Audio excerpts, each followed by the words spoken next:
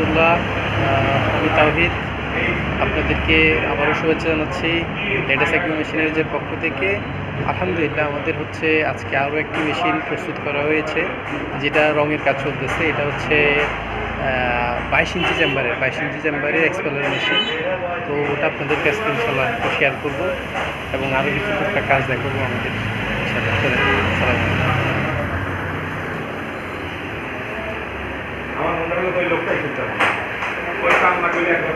জি, এই যে দেখতে পাচ্ছেন, এটি রং করা হচ্ছে। এটি হচ্ছে 22 ইঞ্চি চেম্বারের এক্সপেলার মেশিন। এটা অলমোস্ট বেশিরভাগ কাজই শেষ, এখন রঙের কাজ করা হচ্ছে। এখানে গিয়ার বক্স দেখতে পাচ্ছেন আপনারা, এটা হচ্ছে জাহাজের গিয়ার, হেভি গিয়ার এগুলো। এটা দিয়ে আপনার এই জায়গাটাতে, এই যে অংশটা দেখতে পাচ্ছেন, এই অংশটাতে একটা গিয়ার মোটর বসবে, যেটা গিয়ারের সাথে অ্যাডজাস্ট করা থাকবে। তো এই যে এখানে আপনার মোটরটা বসবে, একটা জাহাজের মোটর এবং জাহাজের গিয়ার। এবং এটার কাজ, মেইন কাজগুলো শেষ, মূলত এটা রঙের কাজ চলতেছে এখন আলহামদুলিল্লাহ। এই যে এক্সপেলার মেশিন, এগুলো সবগুলোই রং করা হবে।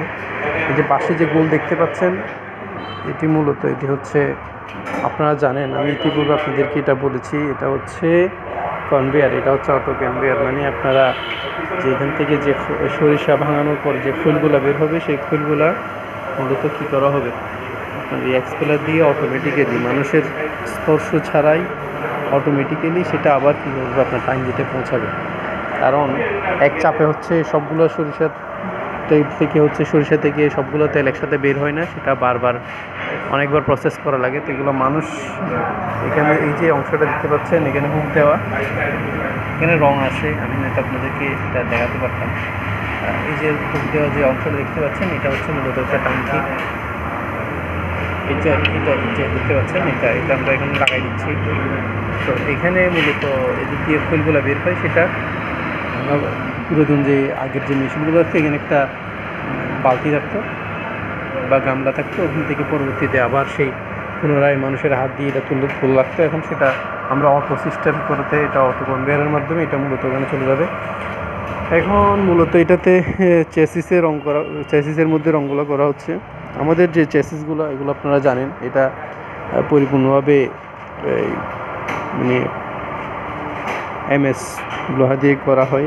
তার কারণে কি, এটা আপনার ফাউন্ডেশন যেহেতু নাই, মাটির নিচে যেহেতু কোনো ফাউন্ডেশন থাকে না, সেটা যে কোনো জায়গায় মুভ করা যায়। কিন্তু ফাউন্ডেশন থাকলে দেখা যায় এটার জন্য ওই মাটি খুঁড়ে একেবারে দেওয়া লাগে। কিন্তু আমাদের মেশিনগুলো আলহামদুলিল্লাহ এদিক দিয়ে আপনার অনেক জায়গা সেভ করবে। এবং অন্য যে আপনার যে এক্সপেলার যে মেশিনগুলো থাকে, দেশীয় কিংবা দেশের বাইরের যেগুলো, সেগুলোর এখানের সাথে একটা মোটর থাকে হচ্ছে অনেক দূরে, প্রায় 6-7 ফুট দূরে। ওইখান থেকে এটা হচ্ছে চেইনের মাধ্যমে একটা চলে, এভাবে করে একটা আপনার মোটরটা চলে, এটা ঘুরায়। কিন্তু আমাদের এটা আলহামদুলিল্লাহ গিয়ারটা দিয়ে মোটরটার সাথে এমনভাবে একদম ক্লোজলি এটা হচ্ছে ফিটিং করা, যেটা একটা ছোট্ট একটা জায়গার ভিতরে আপনার পুরো জিনিসটা কভার করে ফেলে, এই আর কি। উনি আমাদের খোকন ভাই, উনি আলহামদুলিল্লাহ আমাদের সমস্ত মেশিনগুলাই করে পেইন্ট করে। উনি খুব যত্ন সহকারে আজকে অনেকক্ষণ সময় নিয়ে আমাদের মেশিনটা প্রস্তুত করা হচ্ছে, এবং এগুলো বারবার করে একদম নিখুঁতভাবে রং করা হচ্ছে, যাতে জিনিসটা সুন্দর দেখা যায়। আচ্ছা, এই হচ্ছে বিষয়। আর এখানে দেখতে পাচ্ছেন আপনারা আরও একটা চেসিস তৈরি করা হয়েছে। এটা এখনও মেশিন বানানো হয়নি, এটা মেশিনের জন্য অন্য যে জিনিসপত্র যেগুলো লাগে, চেসিসটা বানানো হচ্ছে। এটা জাস্ট উল্টো অবস্থায় আছে আর কি।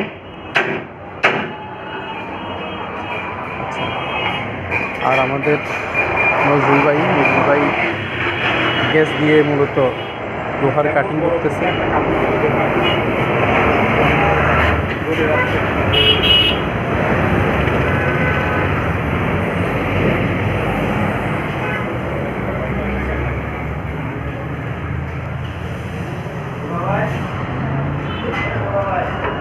আর এগুলো তো কাঠের ঘানি মেশিন, এখানেও আপনার জাহাজের মোটর এবং গিয়ার ফিটিং করা, এগুলোও নিচে চেসিস সিস্টেম।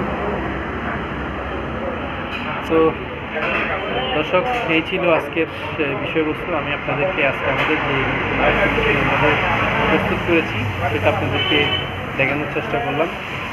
আপনার নেটে থাকবে, মেশিনের সাথেই থাকবেন, আমাদের সাথেই থাকবেন। আসসালামু আলাইকুম।